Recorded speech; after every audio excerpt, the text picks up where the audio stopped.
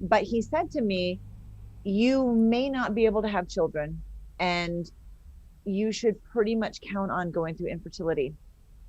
What's super interesting about that conversation is that I had never even had sex. So I'm like, even at 50 years old right now, looking back at that conversation, I don't know what he saw that would have led him to believe that I would have had those struggles. I was able to get pregnant 7 times total, which kind of contradicts infertility. At that point, I'm like, did they look in the book? Do they know what causes this? Hi. If someone says there's something that you cannot do, what impact does that have on you? Often, when I hear a belief that starts with, I can't fill in the blank, it often follows a expectation of failure, an expectation of maybe that it's even impossible for you. So for example, if someone says you are infertile, for a long time I've thought that that means that you can't have children.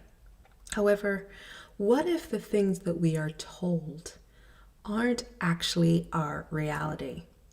If there is something that you would love to do, but you fear that maybe you can't, and then you fill in the blank, I am so excited for you to listen to today's interview with Jenn Taylor. But before I get into it, I just want to share a story. Many, many years ago, I was born in a tiny country called Lesotho, which is inside South Africa. And where I lived, it was practically like the middle of nowhere. And as a 3-year-old girl, I used to have a dream of playing football in England. But there was one challenge. It looked impossible. I didn't have any family in England. I didn't speak English. I didn't have any connection to England. And there would be so many people that would tell me over and over and over again, Joy, you can't play football. Joy, there is no way you can make it to England.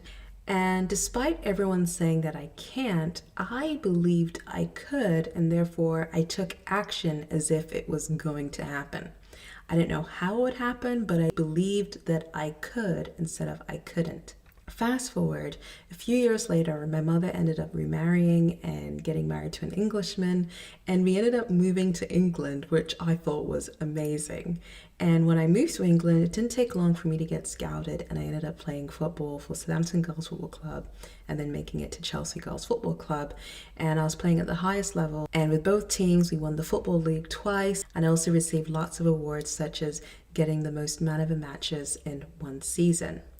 Now, the thing is that if I had believed I can't, I would never have been able to experience what it was like to actually do the thing that everyone said I couldn't.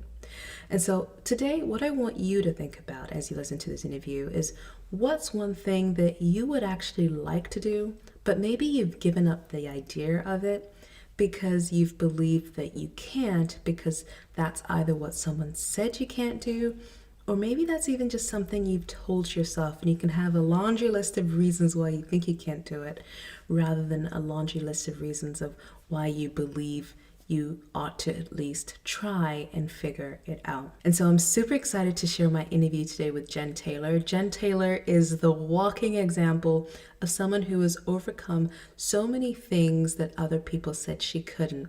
She is a mom of 18. Yes, you heard that right. A mother of 18 children. And she became a mother of 18 children after she was told that she was infertile. She's also the host of the Naked Podcaster Show, where she interviews guests and she really gets raw on the challenges they've experienced and how they've overcome it. She's also a Christian transformational coach and motivational speaker. I'm so excited for you to listen to this interview. If you ever find yourself feeling overwhelmed, stressed, and feeling like you have so much to do, she gives some great advice on how you can feel more gratitude and joy every day and more easily get through your day and be the best mom you can be and also grow in your career. Anyways, let's get started.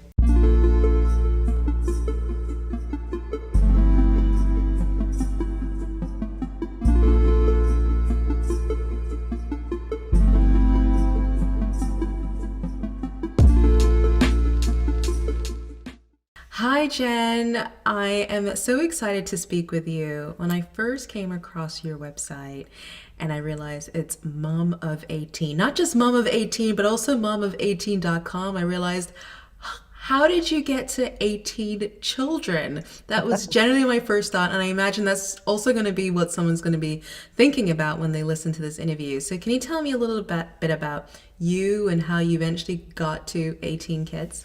Yeah.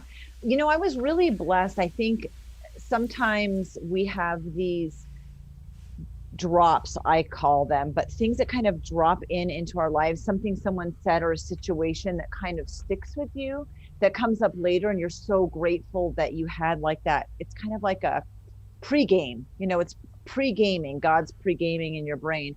When I was 15, I wasn't sexually active, but I was having a really hard time with my cycles. They hadn't started, really sporadic. I started really late with my cycles. And this man was the first man that ever touched me below my waist. And he was a doctor. He was tall and good looking, and every situation that would make it awkward and uncomfortable. And it was wonderful. It was a wonderful experience. He was phenomenal. And not only was that a wonderful experience, which would help me later in life with being a woman with male doctors, but he said to me, you may not be able to have children, and you should pretty much count on going through infertility. What's super interesting about that conversation is that I had never even had sex. So I'm like, even at 50 years old right now, looking back at that conversation, I don't know what he saw that would have led him to believe that I would have had those struggles. He was 100% correct though. And it planted this seed. And I guess that's a better way to say it. When someone says something and it plants a seed that you don't even realize is there, what that taught me was that I could have a family in an out of the box sort of way. And family was one of my highest values. So I knew I would have one. I did go through infertility. I went through a year of infertility. I did like there's like 7-day surgeries. You go home the same day, they check your fallopian tubes, they do all this different stuff.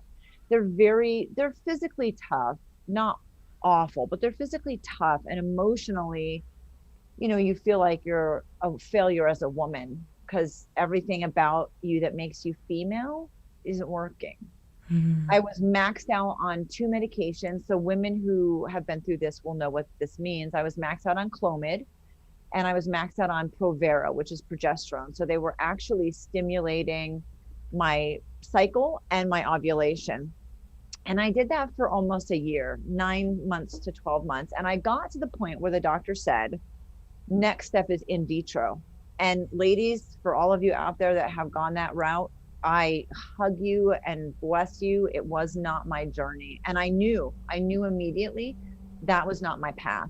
So I kind of waved the white flag and said, I'm done. I'm not moving forward with this. If things happen on their own, that's fine, but I'm not doing infertility anymore. I'm not going that route. And I knew by then that I wanted to do foster care also. So that seed that had been planted at 15 made me realize that there are lots of ways to have a family, and I didn't have to do it traditionally. And I just really felt into what was right and not right, right and wrong for me, if that makes sense. So the doctor was weaning me off the medication, doing all the blood work. He was this short little Asian man, very soft spoken, lovely human being, very shy and reserved. And he walked into the room, the examining room, and he walked up to me and he hugged me, which, I mean, like, I'm a hugger. I want to hug everybody, but I was like, what's wrong with him? And he said, congratulations, this is your miracle from God. You're pregnant. You got pregnant off the cycle we put you on. There's no explanation to how you got pregnant or that you were able to get pregnant. Just know you have a very high chance of miscarriage now and in the future. And just brace yourself for higher risk pregnancy. So I got pregnant. That's Off his cycle, right? It was a amazing. very hard pregnancy. She was born with a lung disease. They told me the first time I would hold her would be after she had passed away, because Wow. it takes too many calories touching and holding. And it wouldn't make sense for me to touch her and hold her, which could possibly have been too much for her little body. So and I was alone at the time. My husband was in the military and I was by myself. I was 21. I mean, it was all planned. I was married and it was all planned. I was so young.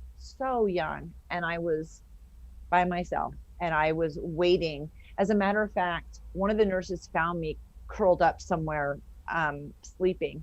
There was a place that you could stay when you have family in intensive care. You could stay at this place for $10 a night, and there was a shuttle back and forth. And I knew I was released. It was a totally normal, healthy, natural delivery. I was released from the hospital. I knew that my daughter's chance of surviving past 72 hours was very, very low. And I was not leaving that hospital until No. she died and I held her. So I was like sleeping in a hallway somewhere. And one of the nurses found me and she was like, "Oh, honey, come with me." Brought me to the nurses' locker room. Um, like helped me. I don't want to say helped me shower, like I showered by myself, but she was there emotionally supporting me because these nurses in NICU knew what I was going through. I was waiting. I was just counting down until my daughter passed away and I could hold her. So on day 3, she turned the corner. She just turned 29 on April 8th, 2021. Oh my God. But I knew from that whole experience that I would have no more doctor intervention. I was able to get pregnant 7 times total, which kind of contradicts infertility. At that point, I'm like, did they look in the book? Do they know what causes this? Maybe, maybe they don't know. I lost 3 pregnancies and I gave birth to 4. So that was kind of my biological journey. Once Bree was born, though, I knew because I didn't know if I could ever give birth again. I went straight into foster care. The interesting thing is that all of the kids, I have this huge family of 18 kids, and I raised them. I'm super sarcastic. I mean, I think I'm funny, but I'm super sarcastic and I'm very, very, very open. And my kids grew up joking, like they know who's adopted and who's not. And I did foster care for 12 years and then worked in it for 3. So like, there's no secrets here really. But like one time, one of my daughters said, "Yeah, I don't like pineapple." And Bree looked at her and said, "How could you not like pineapple? What are you, adopted?" And Kezzy goes, "Yeah, actually, I was adopted." And Bree goes, "Oh, yeah, that's right." Like, And uh, one of my daughters that's adopted, she's super sassy, and she'll look at my biological kids and be like, "Yeah, mom picked me. It was a crapshoot with you, what she was getting." So there's a lot of joy and fun. And I'm glad. I mean, I just told my kids, you couldn't grow under my heart, you grew in it. I couldn't possibly give birth to 18 kids, and nor would I have ever wanted to. So I started doing foster care, and I had a total of, let me think, 4 adoptions and 2 kids that stayed long term. And then I was divorced and I continued to do foster care on my own. So I had 4 biological, 4 adopted, 2 long term. That's 10 for people who are adding. And I can only add this because I have like a spreadsheet. So after that, I continued to do foster care. I adopted 1 more and I had 3 more kids long term in foster care, which is 14. And then my oldest daughter, Bree, she and a good friend of mine, when she was 20, the 2 of them started fixing me up on dates. And she would say, "Don't tell them how many kids you have. Like, don't let them, Right.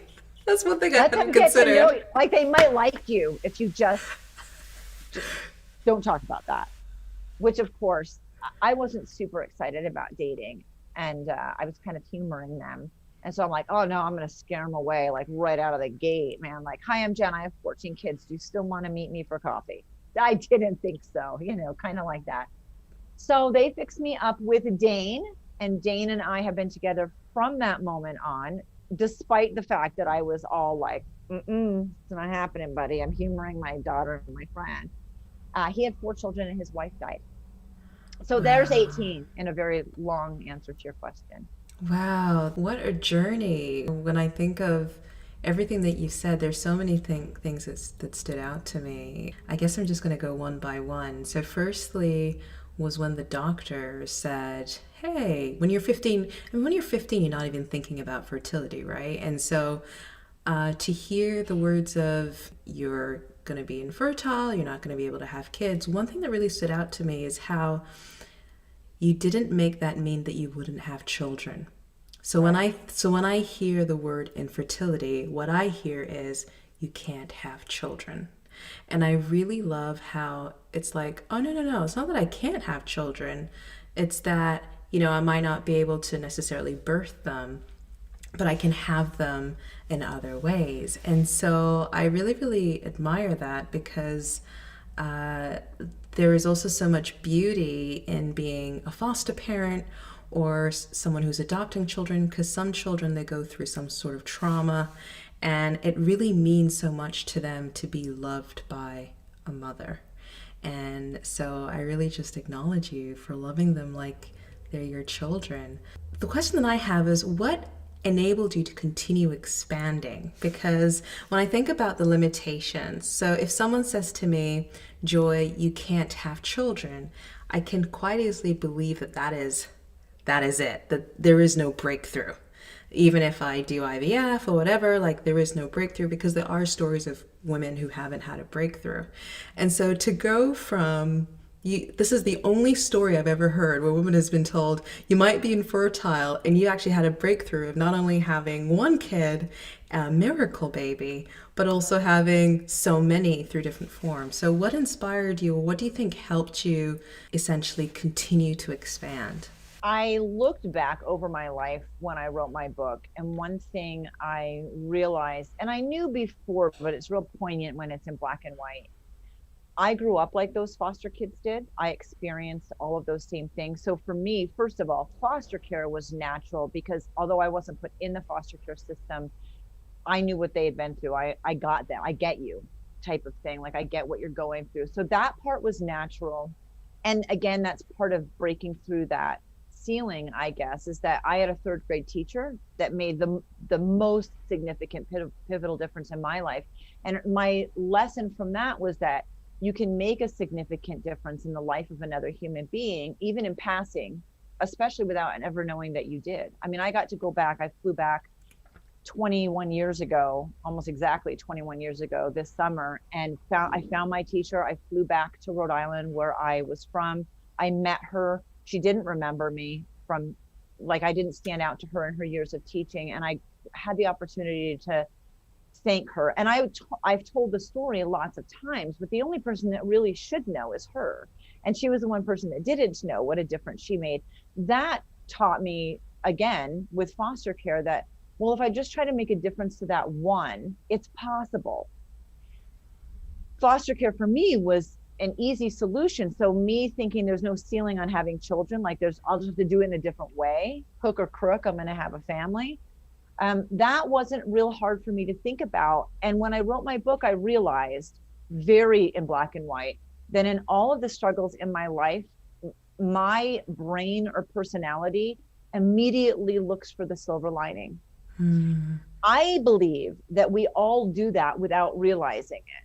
And that's become part of my coaching, to look at traumatic situations or negative or struggles or however you want to phrase that in your life as far back as you can remember, and determine what those silver linings are. You know them. They're in you. They've made a difference. But often the struggle, the trial has overshadowed the positive learning. And there's something about my personality that just really, really feels into the silver lining in every struggle. And so I've done things in my life where I've realized that that's innate to me, but it can be taught. It's really easy to do that yourself. Um, I'm just blessed that I kind of just have that in me. And don't get me wrong, that conversation at 15, like you said, you're not thinking about having kids. It was a seed that was planted. It was not a devastating conversation. It wasn't one where I left like, I'm not gonna be able to have children. It was just kind of a conversation that happened that made me kind of think.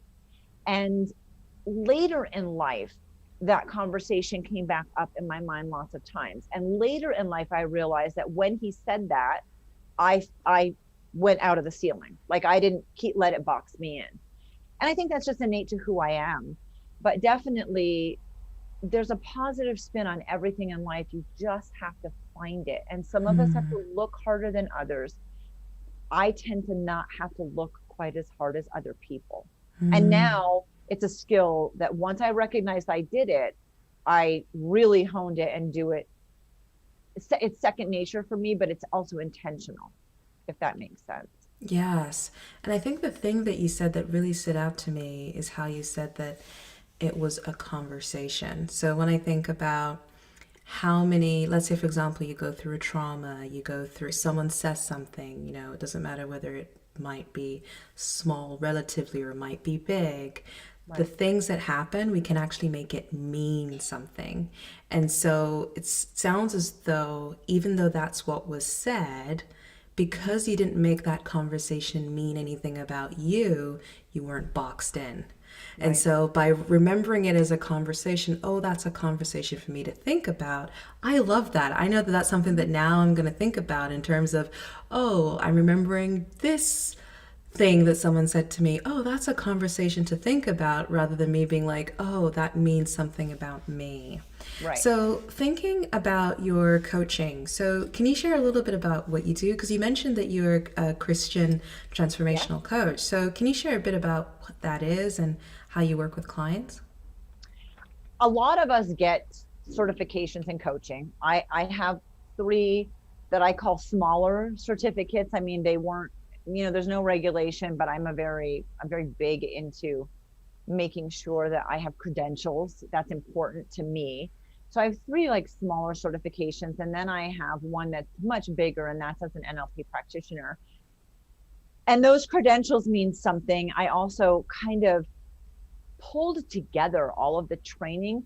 I taught and I did trainings for years. And that's really the same. A teacher's a coach. It's, it's another word that means a very, very similar thing. So I looked at all of the training that I received to be able to train others in like suicide awareness and conflict resolution and super happy thoughts, things like that. and but the skills that I learned and the values that I learned, and I mean, I'm a coach. I help people get from one place to the other. Coaching, in my mind, is looking forward, where therapy, which is equally as beneficial to some people, is looking backwards. In my coaching as an NLP practitioner, I can do a lot of looking backwards. I actually am licensed in the looking backwards, but I really like the goal to be forward and the looking backwards to be more introspective about what conversations that you have that led you to this belief in yourself. So a little bit different than reliving trauma, reliving trauma. I'm not interested in reliving trauma. So my coaching, my goal is that it changes the lens you view the world so that you're viewing it with more gratitude and joy. Instantly, instantly, if you're looking at the world and you're looking for things in the world that bring more gratitude and joy, it automatically reduces stress. It automatically resolves conflict because you don't feel the same. You're not engaged the same way. And I'll use the example that you just brought up about, well, that was a conversation that I get to think about and do something with if I want, right? It kind of files it away in a different way. I didn't allow it to label me infertile. So we label ourselves. I'm a survivor. I survived trauma. Um, I was molested. I am whatever labels that we put on ourselves. And then we also do this really equally horrible thing and allow other people to label us. And so a lot of what I do is breaking that down. So you can't eat an elephant in one bite. It's small, daily, easy actions. We don't have time. We're already stressed. We have kids, we have other stuff going on. So I want to break it down so that it's such small, easy, daily um, things that you can do that they just add up over time. It's the theory of compound interest. It's just the theory of compound interest. Yes. And being Christian just means that that's who I am, that's who I am sharing, and that's who I'm looking for. Other Christian women that feel really stuck in their lives. So, thinking about that, because when I think about the gratitude and joy, so looking for gratitude and joy, the minute you said that, I was like, you know what, instantly I thought, oh, imagine if I'm living a life where I'm choosing what gives me gratitude and joy as much as I can, then I would feel that all the time. But then another thought that came to my mind is that sometimes we can start off with that desire to maybe write a gratitude journal or to think about this, but then the anxiety or whatever starts coming in, and then we start paying attention to more of the anxious thoughts rather than the gratitude thoughts. And the specific example that I had coming into this conversation was around how you feed your family, for example. Because when I'm thinking about feed, like it's not just having 18 kids, like that's like a one thing in itself. But then there's Right. actually like feeding the children and the costs that come with that. And I'm just wondering how you navigated, because you mentioned that you were also divorced for a period. So Mhm. how did you navigate looking at how to best care for your kids and, yeah, essentially being in the space that you are? I don't know if I was super organized before I had my kids or my kids made me super. I'm not sure which one came first, or maybe a combination of both, and it was just a good cycle. One thing that I have done in my life is recognize what was causing me stress. One thing that was causing me stress was how many cups I was washing. And that may sound silly. And let me clarify, and this is a funny statement, but I've never had more than 12 in the house at one time, but I have had 11 or 12 many times. So for years, a combination of years. I know that's silly. It's like, it's still 12 kids, but it's not 18. So for me, like, I've never had more than 12. So I had a lot of stress because there were so many dishes and especially cups. So anyone who has kids can completely relate to this. They go and they get a drink and they put their cup down and they don't remember which cup was theirs. So what do? They get another cup. And it's such a silly example, but I remember like during the day being like, it is not even possible to wash this many cups a day. I mean, even with like 11 to 14 people in the house, I shouldn't have 162 cups to wash. It drove me crazy. It was such a sense of stress. You've got me for sure. So I color coded my kids. Here's the thing: when you recognize something that creates stress in your day, even something like that was not insignificant in my life with the amount of people I had. It was a significant stress in my life. I couldn't wash cups fast enough. Well, I don't have a cup. Well, where is your cup? I don't know where my cup is. Well, there's 753 of them on the counter. So why don't you pick one? Well, that's gross. What if it's Gabby's cup? I mean, like, you know what kids are like. So when you find that situation where I was like, oh my gosh, the cups are stressing me out, stop. Stop and take a minute. In that stress, in that situation, first of all, no matter how small it seems or insignificant cups seem, it's creating stress in your life that you want to resolve. Mm. And then thinking about an out of the box way that you can resolve that stress. Let's eliminate it from the table. How many things that cause stress in your day could you completely eliminate from your day? I color coded my kids. Brianna was purple, Nicholas was yellow, Taylor was blue, Alana was orange, Olivia was yellow. They all got to pick their favorite color. And I went online and I found the smaller cups, 8-ounce cups, and I bought two in every single color. And then I brought two plates in every single of the same color and two bowls in every single of the same color. And every one of my kids was color coded. So all Taylor had to do is find the blue cup. That's it. And they could have one cup for the day. And if they had something in it like milk or juice, and it was like maybe you don't want to use that one again, they had a second blue cup. I eliminated that. So how did I do it? I found things that stress me out, and then I found solutions to make it easier. With cooking, first of all, our food budget was more than our mortgage. That was the bottom line. We spent $400 a week on average on our food budget. Interestingly, I'm down to one child at home and we still spend almost the same amount. We spend like 320 because we've just upgraded the quality, right? I cooked everything, which saves money. So we didn't eat out very often. We didn't go to the movies very often. I mean, there's certain things that families do that we just didn't do very often. I think when you're talking about money and finances, if we all had the same budget, we would realize that our priorities are different. And Mm. food had to be a priority, but also I wanted it to be a priority. I had to give a little. It meant macaroni and cheese and hot dog nights. I'm not a macaroni and cheese and hot dog person. Like, that's not what I want to eat or feed my kids necessarily. I found the healthiest options for those things so that I could lower my food budget and buy more volume and still feel pretty okay. When I was first divorced, that first year or so, I had to work. I went from a stay-at-home mom, making all my own baby food, from scratch and freezing it in little ice cube trays, to working 3 jobs. And my oldest daughter, who was 12 at the time, Bree, she babysat more than I would like. And Mm. and the songs that we listened to, the songs that were popular in that 1 year period, my kids call macaroni songs. And they call them macaroni songs because we had a lot of meals that had some sort of noodle in them. Mm. And that hurts my heart. It's a very, very fond memory for all of my kids. They're like, oh my gosh, this is a macaroni song, turn it up. And like the dancing in the kitchen and the having fun.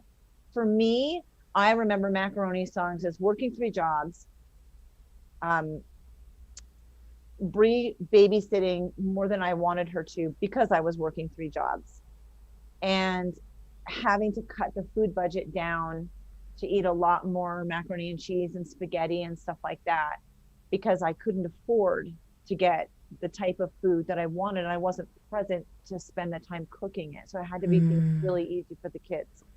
So what is a good memory for them is one of the things in my timeline that hurts my heart the most. Mm. And I think we're faced with situations, and understand, I mean, my ex-husband went to prison. And in that, I made the decision to get divorced. I made the decision. He would have chosen differently. I was not willing to do that. As a Christian woman, that's a big deal. And it was Yep. a very big deal at that point. It was a very big deal in the church that I was in. It was a very big deal in the lack of support that decision created. If I had not chosen that, I would have had a tremendous amount of support. I chose to be true to myself and my values and get the divorce. And Mm. but he was in prison. He was not in our home or supporting our home for a year, regardless of whether I had divorced him or not. So I was put in a situation where I was forced to switch gears very quickly without any support behind me. I was cut off from everything. I had no family. We had just moved to a new location. I knew no one. And I went from a decade of staying home with my kids and doing foster care and volunteering and speaking to having to work 3 jobs to keep it going. So how do you do it? You figure out a way, because your kids are your top priority, and you make cuts in places that make you cry when you hear a macaroni song. That's Mm. how you do it. And how many women have been in the same situation? And making a choice, if you want to bring the Christian aspect into it, making a really tough decision in following this church that would have given me support, and not following my value system of who the person was that I married, or getting a divorce. I mean, there are two value systems there that, regardless of the decision I would made, I was compromising a value. I was either staying or I was divorcing, and they both compromised the value Yes. massively. And I chose the value that I compromised. I think Mm. that's another big thing with moms. I know I'm a little bit off topic here, but another big thing with moms I want to tell you is that there there are times that you have to compromise one thing or another. And for our kids, we will do that. And I don't regret. It's been 16, almost 17 years. I do not regret the compromise that I made. But my life is a choice, and I love it. I have chosen my life, and I love it. That does Mm. not mean that it isn't really, really, really hard. And I would like it to be different. And within that year, I was able to move up in a job, expand hours in a job. It was a terrible employer, but it was one job that paid all my bills. And from being in that situation with a person I did not like working for, I was then able to take a breath and find another full-time job that was better suited for me, that still paid all of the bills. But it was a really horrible year, and I made compromises. So the actual physical doing it, I had a crock pot. So I could throw everything in the crock pot in the morning and it would cook during the day. And when the kids got home from school, they would turn it down to warm. And I would walk in the door, be able to shred the chicken so I learned ways that while working corporate and working a lot of hours, once the macaroni song phase of life was kind of done, I figured out ways to do things. I batch cooked.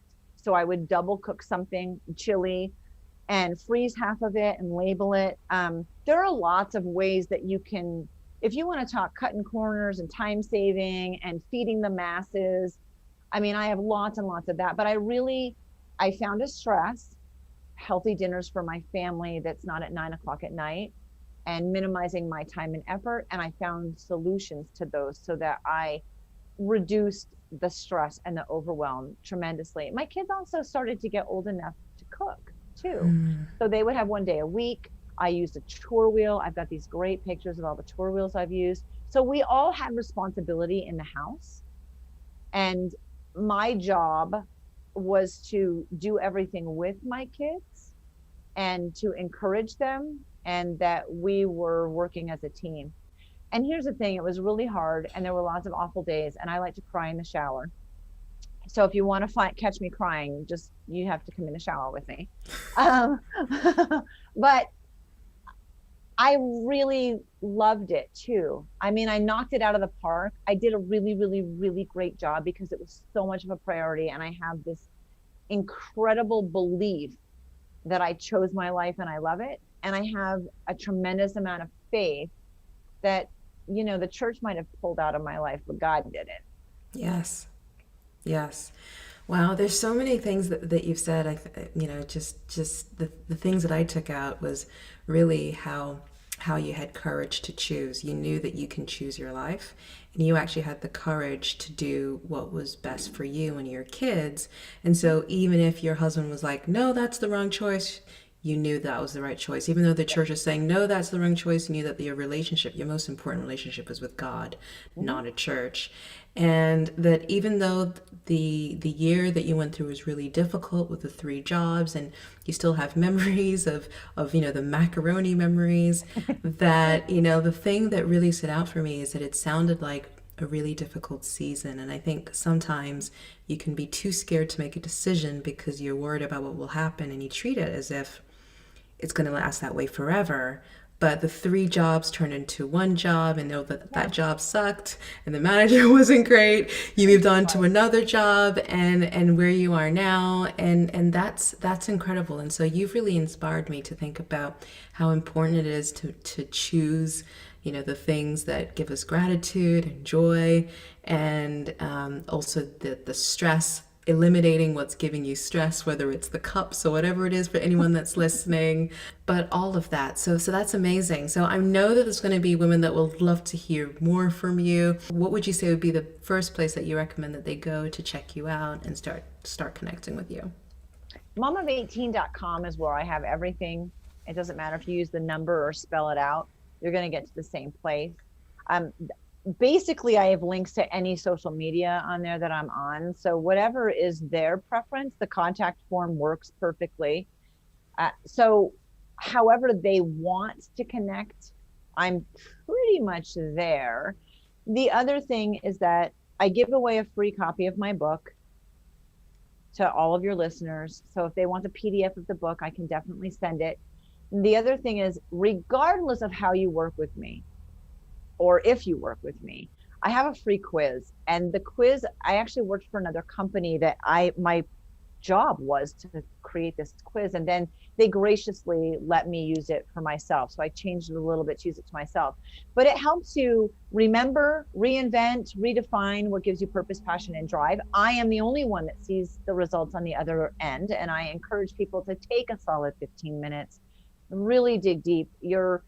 your response from me will be more rich if your answers are coming from a really thoughtful place. And that really is where women can be reminded of those things. They're in there. Like I said, everything's in us. And I give away almost pretty much everything that I do, I give away free. Working with me means you don't have to go it alone. But the information is there for people if they want it.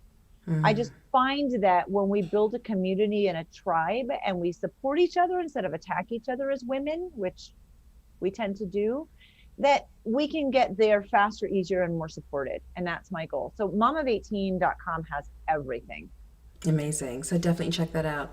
And just one more question around your faith, because I believe in God, I'm a Christian, but I also have women that are listening that might not necessarily be Christian. You know, different people are on some cases different paths, but in some cases they're just maybe not further on the path than maybe you and I are. Are those the kinds of people that you can also work with? Yes, because just like you said on your journey, there have been periods of time in my life where I pulled back. There are periods of time in my life I felt lost. And one thing what I didn't want us to do is just say spirituality. I wanted to be true to me. Yeah. So Christianity is true to me. It doesn't mean that someone else has to. And I have scriptures for those women who are Christian who are wondering how does my how does my coaching connect with their Christianity? I have that there. If you if you feel really inclined to work with me and you don't feel really inclined to use a scripture, that's so easy. It's so easy. It's just a season of your life. If you feel more comfortable saying the word spirituality, that's fine. That's true to you. And so I want women to come and feel true to who they are.